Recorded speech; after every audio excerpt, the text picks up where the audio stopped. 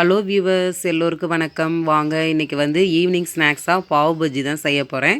அதுக்கு பாருங்கள், பாவ் பன்னு ப்ரெட் எடுத்திருக்கேன். 4 ப்ரெட் எடுத்து வச்சுருக்கேன். அதுக்கு வெஜிடபிள்ஸ் பாருங்கள், கேரட், உருளைக்கிழங்கு, காலிஃப்ளவர், பச்சை பட்டாணி, பீன்ஸ் இதெல்லாம் கொஞ்சம் கொஞ்சம் பொடியாக கட் பண்ணி வச்சுக்கணும். மேற்கொண்டு வேணால் முட்டைகோசு, பீட்ரூட்டு இதெல்லாமே நீங்கள் சேர்த்திக்கலாம்.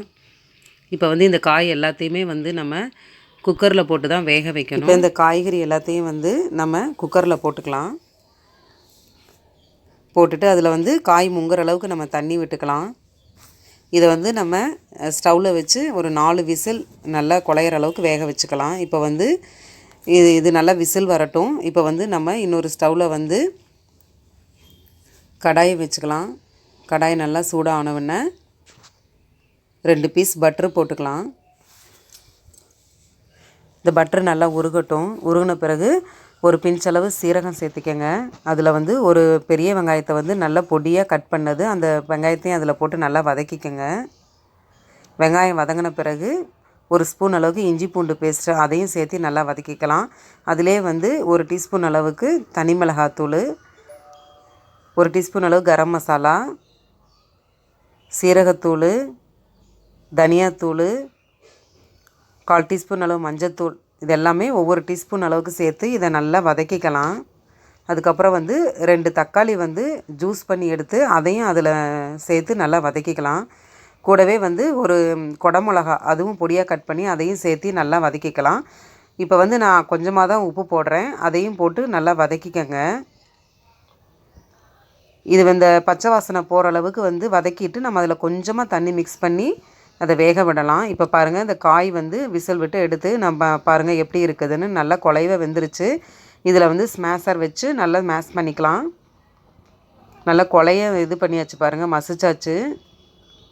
நீங்கள் வந்து இது கலர்ஃபுல்க்கு வேணுன்னா நீங்கள் பீட்ரூட் சேர்த்திக்கலாம், வேணால் ஒரு பீட்ரூட் சேர்த்திக்கலாம்.